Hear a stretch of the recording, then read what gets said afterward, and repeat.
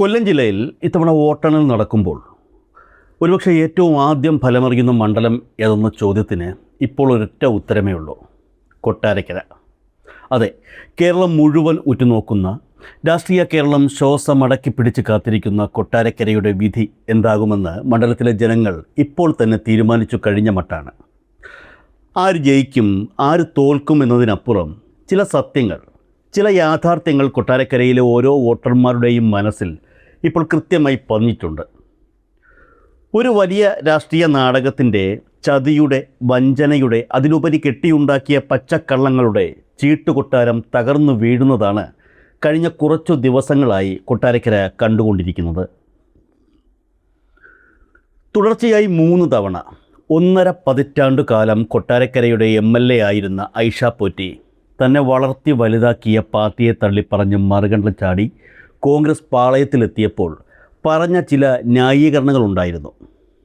താൻ എന്തിനാണ് CPM വിട്ടത്, എന്തിനാണ് UDF സ്ഥാനാർത്ഥിയായി മത്സരിക്കുന്നത് എന്നൊക്കെ സ്ഥാപിച്ചെടുക്കാൻ അവർ നിരന്തരം പറഞ്ഞുകൊണ്ടിരുന്ന ചില കാര്യങ്ങൾ, സത്യത്തിൽ അതൊക്കെ വെറും ന്യായീകരണങ്ങൾ മാത്രമായിരുന്നില്ല. കൊട്ടാരക്കരയിലെ ജനങ്ങളെ വിഡ്ഢികളാക്കാൻ വേണ്ടി മെനഞ്ഞെടുത്ത ഒന്നാം തരം നുണകളായിരുന്നു. എന്തൊക്കെയായിരുന്നു കഴിഞ്ഞ കുറേ നാളുകളായി ഐഷ പോറ്റി കൊട്ടാരക്കരയിലെ വോട്ടർമാരോട് പറഞ്ഞുകൊണ്ടിരുന്നത്? എനിക്ക് പാർട്ടിയിൽ യാതൊരു പരിഗണനയും കിട്ടിയില്ല.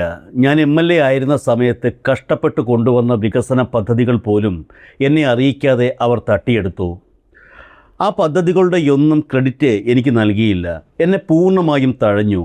എന്നോട് വെറും പാർട്ടി പണി മാത്രം ചെയ്താൽ മതി, അധികാര സ്ഥാനങ്ങളിലേക്കൊന്നും വരേണ്ട എന്ന് CPM നേതാക്കൾ മുഖത്തു നോക്കി പറഞ്ഞു. ഇതൊക്കെയായിരുന്നു ഐഷ പോറ്റിയുടെ പ്രധാന വാദങ്ങൾ.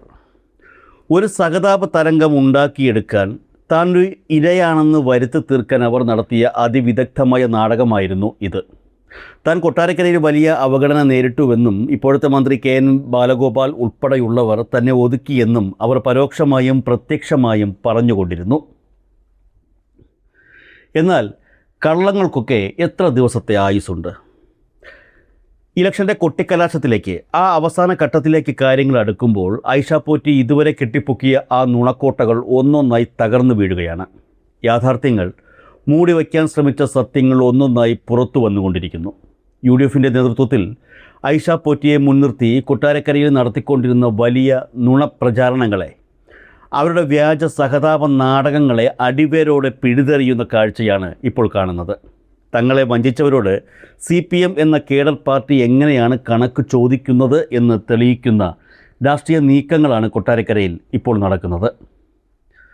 ആ നീക്കങ്ങളുടെ ഭാഗമായാണ് കഴിഞ്ഞ ദിവസം ആ നിർണായകമായ വീഡിയോ പുറത്തു വന്നത്. ഐഷ പോറ്റിയുടെ വാദങ്ങളുടെ മുനയൊടിച്ച് അവർ പറഞ്ഞതെല്ലാം പച്ചക്കള്ളമാണെന്ന് കൊട്ടാരക്കരയിലെ ജനങ്ങൾക്ക് മുന്നിൽ തെളിയിച്ച ആ ഒരൊറ്റ വീഡിയോ. 2022 കൊട്ടാരക്കര മിനി സിവിൽ സ്റ്റേഷനിൽ നടന്ന GST ഓഫീസിൻ്റെ ഉദ്ഘാടന ചടങ്ങിൻ്റെ ദൃശ്യങ്ങളായിരുന്നു അത്. കൊട്ടാരക്കര മീഡിയ എന്ന ഓൺലൈൻ ന്യൂസ് തങ്ങളുടെ യൂട്യൂബിൽ അപ്ലോഡ് ചെയ്തിരുന്ന വീഡിയോ. സംസ്ഥാന ധനകാര്യ വകുപ്പ് മന്ത്രിയും കൊട്ടാരക്കരയുടെ ഇപ്പോഴത്തെ MLAയുമായ സാക്ഷാൽ KN ബാലഗോപാൽ ആയിരുന്നു ആ ഓഫീസ് ഉദ്ഘാടനം ചെയ്യാനെത്തിയത്. ആ വീഡിയോ ഒന്നുകൂടി വ്യക്തമായി, സൂക്ഷ്മമായി ഒന്ന് കണ്ടു നോക്കൂ. ഐഷ പോറ്റി പറഞ്ഞ ആ അവഗണനയുടെ യഥാർത്ഥ ചിത്രം എന്താണെന്ന് ആ ദൃശ്യങ്ങൾ വിളിച്ചു പറയുന്നുണ്ട്. മന്ത്രി ബാലഗോപാലിൻ്റെയും അദ്ദേഹത്തിൻ്റെ വകുപ്പിൻ്റെയും ഭാഗത്തു നിന്ന് മുൻ MLA ആയ ഐഷ പോറ്റിക്ക് ലഭിക്കുന്ന അതിരുകളില്ലാത്ത ബഹുമാനവും പരിഗണനയുമാണ് ആ വീഡിയോ നിറയെ. സാധാരണഗതിയിൽ ഒരു മന്ത്രി വരുമ്പോൾ മറ്റെല്ലാവരും പിന്നിലേക്ക് മാറുകയാണ് പതിവ്.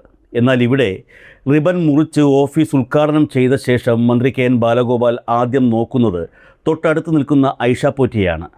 നാട മുറിച്ച ശേഷം ഇനി അകത്തേക്ക് കയറിക്കോട്ടെ എന്ന് വളരെ സ്നേഹത്തോടെയും ബഹുമാനത്തോടെയും മുൻ MLA ആയ ഐഷ പോറ്റിയോട് ഒരു അനുവാദം ചോദിക്കുന്നത് പോലെ പറഞ്ഞിട്ടാണ് മന്ത്രി ബാലഗോപാൽ ആ ഓഫീസിലേക്ക് കാലെടുത്ത് വയ്ക്കുന്നത് തന്നെ. അവിടെ തീർന്നില്ല. അകത്ത് കയറി നിലവിളക്ക് കൊളുത്തുന്ന ചടങ്ങ്. ഒരു മന്ത്രി എന്ന നിലയിൽ ആദ്യത്തെ തിരി കൊളുത്തിയ ശേഷം അദ്ദേഹം ആ ദീപം നേരെ കൈമാറുന്നത് ഐഷ പോറ്റിക്കാണ്. മുൻ MLAയെ കൊണ്ട് തന്നെ രണ്ടാമത്തെ തിരി കൊളുത്തിക്കുന്നു. ഇതാണോ ഐഷ പോറ്റി പറഞ്ഞ അവഗണന? ഇതാണോ അവർക്ക് ലഭിക്കാതിരുന്ന പരിഗണന? ഈ ദൃശ്യങ്ങൾ കേരളം മുഴുവൻ കണ്ടതാണ്. തന്നെ ഒന്നിനും കൊള്ളില്ലെന്നും താൻ കൊണ്ടുവന്ന പദ്ധതികളുടെയൊന്നും പരിസരത്ത് പോലും തന്നെ അടുപ്പിച്ചില്ല എന്നൊക്കെയുള്ള ഐഷ പോറ്റിയുടെ വിലാപങ്ങൾ എത്ര കാപട്യമായിരുന്നു എന്ന് ഈ ഒരൊറ്റ വീഡിയോയിലൂടെ കൊട്ടാരക്കരക്കാർ തിരിച്ചറിഞ്ഞു. തന്നെ അധികാര സ്ഥാനങ്ങളിൽ നിന്ന് മാറ്റി നിർത്തിയെന്നും പാർട്ടി പണി മാത്രം ചെയ്താൽ മതിയെന്ന് പറഞ്ഞെന്നൊക്കെയുമുള്ള വാദങ്ങൾ ജനങ്ങളുടെ കണ്ണിൽ പൊടിയിടാൻ വേണ്ടി മാത്രം അവർ പറഞ്ഞുണ്ടാക്കിയതാണെന്ന് ഇന്ന് പകൽ പോലെ വ്യക്തമാണ്. ഇടതുപക്ഷം ഇപ്പോൾ ഈ വീഡിയോ വലിയ രീതിയിൽ തന്നെ കൊട്ടാരക്കരയിലുടനീളം പ്രചരിപ്പിക്കുന്നുണ്ട്. ഓരോ വോട്ടറുടെയും ഫോണുകളിൽ ഈ ദൃശ്യങ്ങൾ എത്തിക്കഴിഞ്ഞു. അതോടെ ഐഷ പോറ്റി ഇത്രയും കാലം കെട്ടിപ്പൊക്കിയ നുണക്കഥകളുടെ അസ്ഥിവാരം തന്നെയാണ് ഇളകിയിരിക്കുന്നത്. സത്യം പുറത്തു വന്നപ്പോൾ താൻ ഇത്രയും കാലം പറഞ്ഞതൊക്കെ പച്ചക്കള്ളമാണെന്ന് ജനങ്ങൾ തിരിച്ചറിഞ്ഞു എന്ന് മനസ്സിലായപ്പോൾ ഐഷ പോറ്റിക്ക് ശരിക്കും പണി പാളി എന്ന് മനസ്സിലായി. ആകെ പരിഭ്രാന്തിയിലായ അവർക്ക് പിടിച്ചു നിൽക്കാൻ മറ്റു വഴികളില്ലാതെ വന്നു. ആ ഭയത്തിൽ നിന്നാണ്, ആ വെപ്രാളത്തിൽ നിന്നാണ് കഴിഞ്ഞ ദിവസം അവർ ധൃതി പിടിച്ച് ഒരു പത്രസമ്മേളനം വിളിച്ചു ചേർത്തത്. എന്നിട്ട് പുതിയൊരു ആരോപണവുമായി രംഗത്ത് വന്നു. എനിക്കെതിരെ വലിയ സൈബർ ആക്രമണം നടക്കുന്നു, മന്ത്രി കെ എൻ ബാലഗോപാലിൻ്റെ നേതൃത്വത്തിൽ എനിക്കെതിരെ സൈബർ ഗൂഢാലോചന നടക്കുകയാണ്. ഇതായിരുന്നു പുതിയ കരച്ചിൽ. സ്വന്തം കള്ളങ്ങൾ ജനങ്ങൾ കയ്യോടെ പിടികൂടുമ്പോൾ രാഷ്ട്രീയക്കാർ സ്ഥിരമായി എടുക്കുന്ന അതേ അടവ് തന്നെയായിരുന്നു ഐഷ പോറ്റിയും പ്രയോഗിച്ചത്. ഇത്രയും കാലം പറഞ്ഞ ഇരവാദം പൊളിഞ്ഞപ്പോൾ അടുത്ത ഇരവാദവുമായി അവർ ഇറങ്ങി. പക്ഷേ കൊട്ടാരക്കരയിലെ ജനങ്ങൾക്ക് കാര്യങ്ങൾ കൃത്യമായി മനസ്സിലാകുന്നുണ്ട്. മന്ത്രിയുടെ നേതൃത്വത്തിൽ ഗൂഢാലോചന നടക്കുന്നു എന്നൊക്കെയുള്ള ആരോപണങ്ങൾ സ്വന്തം കള്ളങ്ങൾ പൊളിഞ്ഞപ്പോഴുള്ള ജാളിത മറച്ചു വയ്ക്കാനുള്ള ആ ഭയത്തിൽ നിന്ന് ഉടലെടുത്ത വെറും പ്രഹസനം മാത്രമാണെന്ന് ഇന്ന് എല്ലാവർക്കും അറിയാം. ഒന്ന് ചിന്തിച്ചു നോക്കൂ.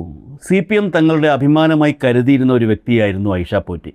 കൊട്ടാരക്കര പോലൊരു മണ്ഡലത്തിൽ അവർക്ക് ഉയിരും ഉടലും കൊടുത്ത് രാപ്പകൽ ഭേദമില്ലാതെ വിയർപ്പൊഴുക്കി പോസ്റ്റർ ഒട്ടിച്ച് മുദ്രാവാക്യം വിളിച്ച് അവരെ 3 പ്രാവശ്യം ചുവന്ന പരവതാനി വിരിച്ച് നിയമസഭയിൽ എത്തിച്ച ലക്ഷക്കണക്കിന് CPM പ്രവർത്തകരുണ്ട്. അവരുടെയൊക്കെ നെഞ്ചിൽ ചവിട്ടിയാണ്, അവരെയൊക്കെ പച്ചയ്ക്ക് വഞ്ചിച്ചിട്ടാണ് ഐഷ പോറ്റി ഇന്ന് വർഗശത്രുവായ കോൺഗ്രസിനൊപ്പം പോയി നിൽക്കുന്നത്. ആ ചതിയുടെ, ആ വഞ്ചനയുടെ ആഴം എത്രത്തോളം ഉണ്ടെന്ന് അറിയണമെങ്കിൽ കൊട്ടാരക്കരയിലെ ആ സാധാരണ സഖാക്കളുടെ, ആ പാർട്ടി പ്രവർത്തകരുടെ വാക്കുകൾ കേൾക്കണം. അവർ എങ്ങനെയാണ് ആ വഞ്ചനയെ നോക്കിക്കാണുന്നതെന്ന് അവരുടെ വാക്കുകളിൽ നിന്ന് തന്നെ മനസ്സിലാക്കണം. LDFിൻ്റെ കൂടെ നിന്നപ്പോഴാണ് വികസനം ചെയ്തിട്ടുള്ളത്, അല്ലാതെ UDFിൻ്റെ കൂടെ നിന്നുള്ള വികസനമല്ല ചെയ്തിട്ടുള്ളത്. LDFിൻ്റെ കൂടെ നിന്നപ്പോൾ ഉള്ള വികസനം ചെയ്ത് കൊട്ടാരക്കരയിലെ ജനങ്ങൾ മൊത്തം ഐഷ പോറ്റിയുടെ ആണെന്ന് നിങ്ങൾ പറയരുത്. ഈ സഹാക്കളല്ല അവരെ പൊക്കിക്കൊണ്ട് നടന്ന് കാടും മലയും എല്ലാം കയറി അവരെ വിജയിപ്പിച്ച് മന്ത്രിസ്ഥാനം കിട്ടാൻ വേണ്ടി പോയതാ, അല്ലാതെ അവർ വേറെ എന്തിനും പോയതല്ല. അത്രയ്ക്ക് ആ ഒരു വ്യക്തിയോടുള്ള ഒരു എന്ത് പറയണമെന്ന് അറിഞ്ഞൂടാ. സത്യം അത്ര ഉള്ളിൽ ഓരോടും ഭയങ്കര വിഷമം. ഇവരിങ്ങനെ ഇത്രയും ചതി ഞങ്ങളോട് ചെയ്തല്ലോ എന്നോർത്ത്. കാര്യങ്ങൾ വളരെ വ്യക്തമാണ്. നമ്മൾ തുടക്കത്തിൽ പറഞ്ഞതുപോലെ കൊല്ലം ജില്ലയിലെ ആദ്യത്തെ തെരഞ്ഞെടുപ്പ് ഫലം ഒരുപക്ഷെ കൊട്ടാരക്കരയിൽ നിന്നായിരിക്കുമെന്ന സൂചനകളാണ് ഈ മാറ്റങ്ങളിലൂടെ, ജനങ്ങളുടെ ഈ പ്രതികരണങ്ങളിലൂടെ പുറത്തു വരുന്നത്. ആര് ജയിക്കും, ആര് തോൽക്കും, ഭൂരിപക്ഷം എത്രയായിരിക്കുമെന്നൊക്കെ വോട്ടെണ്ണൽ യന്ത്രങ്ങൾ തുറക്കുമ്പോൾ മാത്രമേ നമുക്ക് പൂർണ്ണമായും മനസ്സിലാവുകയുള്ളൂ. അത് ജനാധിപത്യത്തിൻ്റെ രീതിയാണ്. എന്നിരുന്നാലും ഇപ്പോൾ പുറത്തു വരുന്ന ഈ സൂചനകളുടെയും പൊളിഞ്ഞു വീഴുന്ന നുണക്കഥകളുടെയും വോട്ടർമാരുടെ പ്രതികരണങ്ങളുടെയും അടിസ്ഥാനത്തിൽ കൊട്ടാരക്കരയിലെ ജനങ്ങളുടെ മനസ്സ് നമുക്ക് കൃത്യമായി വായിച്ചെടുക്കാൻ സാധിക്കും. അതിനർത്ഥം കൊട്ടാരക്കരയിലെ ജനങ്ങൾ ചിന്തിച്ചു തുടങ്ങിയിരിക്കുന്നു എന്ന് മാത്രമല്ല, അവർ ഒരു തീരുമാനത്തിൽ എത്തിക്കഴിഞ്ഞു എന്ന് തന്നെയാണ്. തങ്ങളുടെ അടുത്ത MLA ആരാകണം, വഞ്ചനയ്ക്ക് എന്തു മറുപടി നൽകണം, സത്യം ആരുടെ ഭാഗത്താണ് എന്നവർ തിരിച്ചറിഞ്ഞിരിക്കുന്നു. ആ ജനകീയ വിധി, ആ യാഥാർത്ഥ്യം വോട്ടെണ്ണൽ ദിനത്തിൽ കേരളം കാണാൻ പോകുന്നതേയുള്ളൂ. ഒരു കാര്യം ഉറപ്പാണ്, കൊട്ടാരക്കര തീരുമാനിച്ചു കഴിഞ്ഞു.